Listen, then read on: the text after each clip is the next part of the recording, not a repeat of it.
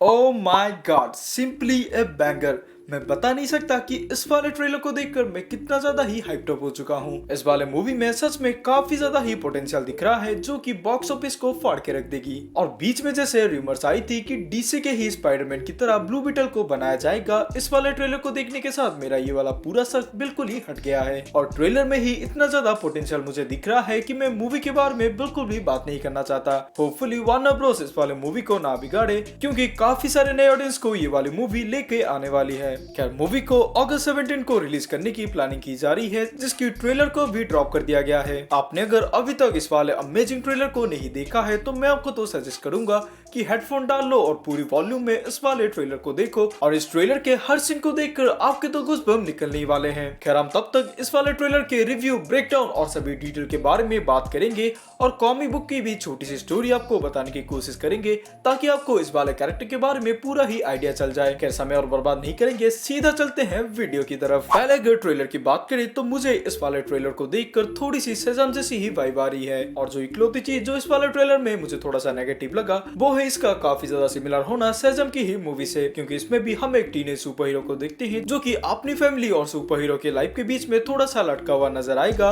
काफी सारे comedic scene से इसकी ओरिजिन स्टोरी को प्लॉट करने की कोशिश किया जाएगा, और एक टीनेज होने के कारण इतनी ज्यादा ओवर पावर से आर्मर को किस तरीके से ये वाला सुपर हीरो यूज करेगा उसके ऊपर भी स्टोरी फोकस करेगा। खैर, अगर बात करें मेन कैरेक्टर के बारे में तो उसका नाम असल में जेमी रेस है, जिसको कि जोलो मेरिडुआना ही प्ले कर रहे हैं। अगर आप जेमी रेस के बारे में नहीं जानते तो कॉमिक बुक में ये एक मैक्सिकन सुपर हीरो था जिसको कि इसी वाले बीटल स्कैरब से एलियन टेक्नोलॉजी वाली पावर्स मिलती है, और इसकी ओरिजिन को भी कंप्लीटली कॉमिक बुक से उठाया गया है, जहां पर कॉमिक बुक्स में भी ये वाला स्कैरब आकर इसके ही स्पाइनल कॉर्ड से बॉन्ड कर देता है। उसके बाद से इसको ब्लू बीटल की आर्मर की पावर्स मिलती है। लेकिन ये ब्लू बीटल कोई इकलौते सुपर हीरो का नाम नहीं है, बल्कि ये असल में एक मेंटल है। यानी कि जैसा हमने एमसीयू में ब्लैक पैंथर को देखा था कि कोई भी ब्लैक पैंथर के मेंटल को लेकर ब्लैक पैंथर बन सकता है, कुछ उसी तरीके से ब्लू बीटल का कैरेक्टर भी है। और कॉमिक बुक में जेमी रेस तीसरे नंबर का ब्लू बीटल बनता है, जो कि सबसे पावरफुल वर्जन था और जिसको इसी वाले स्कैरब ने ही चूज किया था। पिछले दो कैरेक्टर के बारे में बात करें तो दूसरा ब्लू बीटल असल में टॉड कॉर्डी था, जिसने तो ब्लू बीटल की मेंटल को लिया था, लेकिन इस वाले स्कैरब की पावर को वो अनलॉक नहीं कर पाया था। और कॉमिक बुक में ये डॉन गैरेट का ही सक्सेसर था, जहां पर डॉन गैरेट के पास तो सुपर पावर्स थी, जिसको कि उसने विटामिन 2X सीरम को अपने अंदर ही इंजेक्ट करके सुपर पावर्स को हासिल किया था,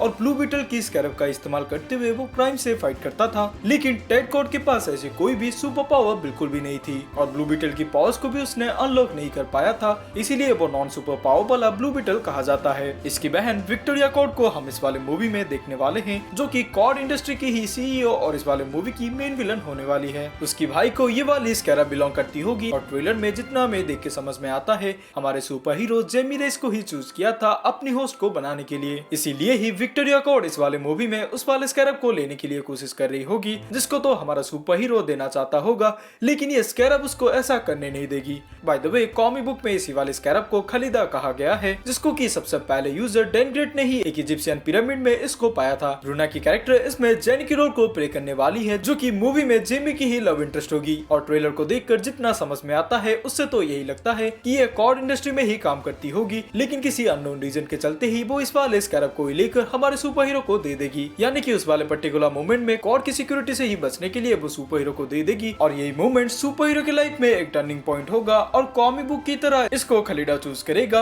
और इसके स्पाइनल कॉर्ड में जाकर बॉन्ड हो जाएगा। खैर, कॉमिक बुक में इस कैरेक्टर को जो भी पावर्स दी गई थी उन सभी पावर्स को भी मूवी में अडॉप्ट किया गया है, जहां पर इसके पावर्स है flight, super hero strength, super hero durability, weapon production, energy shield production, alien language translation, energy hand blast, sound manipulation और हीलिंग की पावर को दिखाया गया है। मूवी में राउल मैक्स का भी कैरेक्टर अपीयर होगा। और अगर मैं इस वाले कैरेक्टर के बारे में आपको थोड़ा बहुत बताऊं तो कॉमिक बुक में ये इंडिस्ट्रक्टेबल नाम का एक विलन बन, जिसको कि इलेक्ट्रिकेशन के बाद इसकी बॉडी तो बेजान हो जाती है, लेकिन इसकी दिमाग की कॉन्शियसनेस एक काफी ज्यादा ही एडवांस रोबोट में स्टोर हो जाती है। प्रोबेबली ये थी मूवी की पूरी स्टोरी, थोड़ी सी कॉमिक बुक के ओरिजिन टचअप के साथ। लेकिन बात करते हैं इस वाले ट्रेलर में कौन कौन सी डिटेल को फीचर किया गया है। कॉमिक की तरह पल्मेरा सिटी फैसिलिटी में इसकी पूरी स्टोरी लाइन को फोकस किया जाएगा, जिसमें काइंड ऑफ कॉड इंडस्ट्री हमारे मार्वल जैसे ही स्टार्क इंडस्ट्री की तरह काफी बड़ा दबदबा ही रखता होगा। इस वाले सीन में हमें फर्स्ट लुक मिलता है कॉड इंडस्ट्री का, जिसके अंदर शायद से जेमी रीज का कैरेक्टर ही विजिटर की तरह गया होगा, जहाँ पर वो अपनी लव इंटरेस्ट से मिलता है। और जिस तरीके से जेनी की कैरेक्टर से वो ग्रीट करता है, उसको देखकर तो ऐसा ही लगता है जेमी पे काफी ज्यादा ट्रस्ट करती है, इसलिए इतना ज्यादा ही एडवांस टेक वाली गैजेट को इसने केयरलेसली इसको ही दे दिया था। और ये कॉड इंडस्ट्री का शायद से काफी बड़ा कीमती चीज होगा, इसलिए हम बैकग्राउंड में कॉड की ही सिक्योरिटीज को भगदौड़ मचाते हुए ही देख सकते हैं। फिर वैसे ही कॉमिक बुक के ओरिजिन स्टोरी को दिखाया जाता है और टीजर ट्रेलर में जितना दिखाया जाना चाहिए उन सभी सीन्स को ही फीचर किया जाता है, यानी कि उसकी ही पाव के बारे में हमें इंट्रोडक्शन दिया जाता है। इसे स्कैरब को लेने के लिए पूरी की पूरी जेमी की फैमिली के ऊपर कॉड की सिक्योरिटी हमला करते हुए हम देख पाएंगे। और अगले सीन में ब्लू बीटल को एक्शन सीन में देखकर ऐसा ही लगता है कि ये पहली बार होगा जब अपने आर्मर को इसने फाइटिंग के लिए ही पहना होगा। यहाँ पर हमें कूलेस्ट सी फाइटिंग सीन दिखाई जा सकती है, जो कि थ्रू आउट द ट्रेलर छोटे छोटे टुकड़ों में हमें दिखाई जाती है। ट्रेलर के एंड में हम किसी आइलैंड के ऊपर एक छोटे से टेंपल को ही देख पाएंगे, जो कि मे बी कॉमिक से ही स्कैरब टेंपल होगा, क्योंकि अगर आप इसके फाइट सीन के बैकग्राउंड में थोड़ा सा नोटिस करो तो ब्लू बीटल के वही वाले होलोग्राम सिंबल को हम थोड़ा सा नोटिस कर पाएंगे। तो इससे तो ये आइडिया होता है इस वाले फैसिलिटी में ब्लू बीटल से रिलेटेड कुछ तो चीज हो रही होगी, जिसको देखकर मुझे ऐसा लगता है कि ये बायोलेयर की ही स्कैरब टेंपल होने वाली है, जिसको कॉमिक बुक में तो ऐसा बताया गया है कि ब्लू बीटल की पावर्स की इंप्योरिटी को ही ठीक करने के लिए इस वाले टेंपल पे रिचुअल किया जाता है। और देखकर तो ऐसा ही लगता है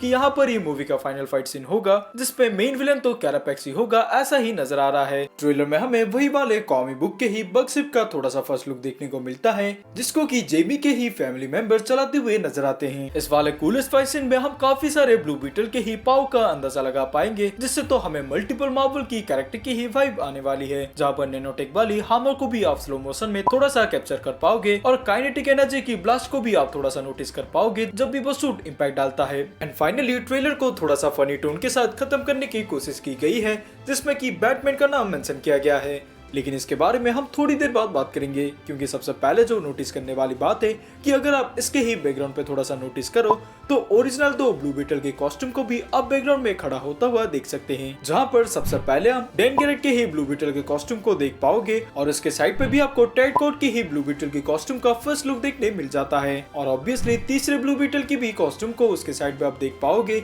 जो कि अगेन थोड़ा सा हमें सोचने पे मजबूर करता है कि हो सकता है हमें तीनों वर्जन के ही ब्लू बीटल को आगे किसी मूवी में या फिर इसी मूवी में देखने का मौका जरूर से मिल जाए। And finally Batman name drop की रेफरेंस के बारे में बात करें तो यही से ही ट्रेलर हमें कहना चाहती है कि ये मूवी असल में डीसीयू का पार्ट होने वाली है, लेकिन वो कौन से बैटमैन के बारे में बात कर रहे थे मूवी में जानना काफी ज्यादा इंटरेस्टिंग रहेगा। रिबूट होने के बाद क्या वो बैन एफ्लेक के बारे में बात कर रहे थे, रॉबर्ट पैटिंसन के बारे में बात कर रहे थे, या फिर कोई नए ही बैटमैन के बारे में बात कर रहे थे, फ्यूचर में जानने के लिए मैं काफी ज्यादा ही इंटरेस्टेड हूँ। ये तो सिर्फ एक टीजर ट्रेलर था, जिसमें हमें काइंड ऑफ एक नए सुपर हीरो की ही इंट्रोडक्शन को दिखाया गया था। जब इसकी फाइनल ट्रेलर आएगी उसमें और भी ढेरों सभी चीजें हमें इसके बारे में पता चलेगा। अगर आप इस वाले कैरेक्टर के ऊपर एक कंप्लीट ओरिजिन की स्टोरी को जानना चाहते हो तो आप हमारे इस वाले वीडियो को 100 लाइक की टारगेट को जैसे भी कंप्लीट कर देना, ताकि मैं ये भी समझ सकूं कि आप सब भी इस वाले वीडियो को देखने के लिए इंटरेस्टेड हो। खैर ये वीडियो आपको कैसी लगी और क्या ये वीडियो आपके लिए इंफॉर्मेटिव थी इस वाले नए कैरेक्टर को समझने के लिए कमेंट सेक्शन में जरूर से लिख के बताना। साथ ही में वीडियो को लाइक कर देना, चैनल को सब्सक्राइब कर देना, बगल में पड़ी बेल आइकन को भी हिट कर देना। खैर हम मिलते हैं किसी दूसरे इंटरेस्टिंग वीडियो में किसी दूसरे इंटरेस्टिंग टॉपिक के साथ। तब तक के लिए आप अपना ख्याल रखते रहिए और ऐसे ही मुस्कुराते रहिए। बाय।